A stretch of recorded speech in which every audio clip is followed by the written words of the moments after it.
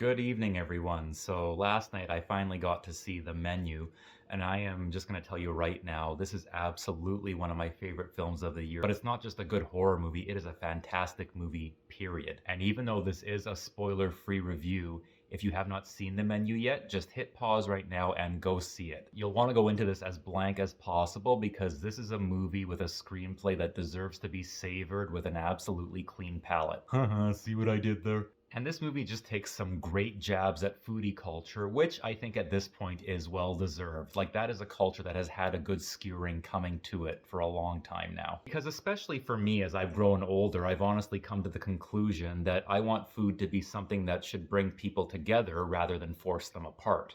And what does it mean to call yourself a foodie, anyways? I mean, yes, some of us have keener palates than others, but we all eat and swallow and shit food out the same way. Are you honestly going to sit there and tell me that if you're a self-proclaimed foodie that everything that you eat gets shot out sparkling like glitter and smelling of lilacs or something? I doubt it. And the toxic nature of food culture exclusivity does inform the plot of this movie in a very meaningful and plausible way, without ever feeling preachy or pretentious. And running parallel to that stupid sense of self-proclaimed elevation, I think this movie has an aesthetic and a style that deliberately satirizes the whole concept of elevated horror, and does so rather well. But beyond all the biting satire, I did it again.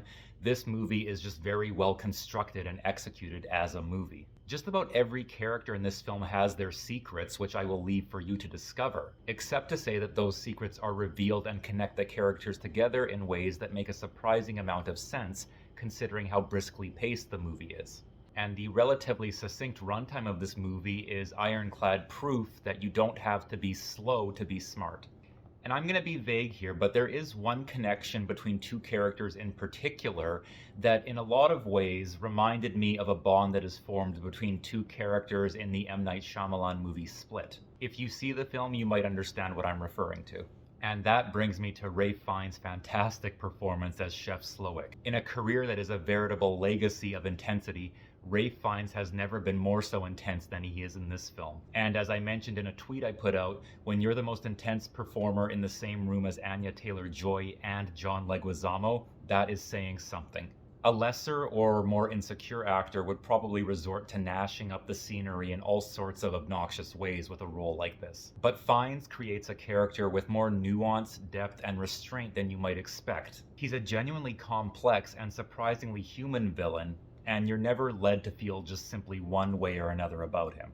Now, the way things end for his character might not satisfy everyone, and although it's just a nitpick, there is a small part of me that sort of feels like, in some ways, his character gets let off the hook a little more easily than he probably deserved to be.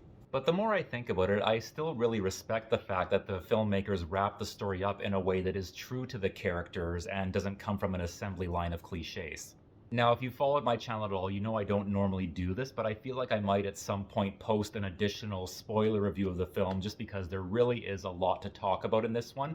And once you see it, I think you'll understand what I mean when I say that it's almost impossible to talk about without spoilers. Plus, for once, the trailers are actually vague, so for that I give the studio mad props. So once again, if you are curious or you're on the fence, I would strongly urge you go see this movie and give it a chance because I want this movie to do well. I love to champion independent horror, but I would love to see more movies like this from the studios as well, so please go give this movie your money. It deserves every penny. So once again, thanks for watching, and look for more holiday-themed horror content coming your way very soon. Take care.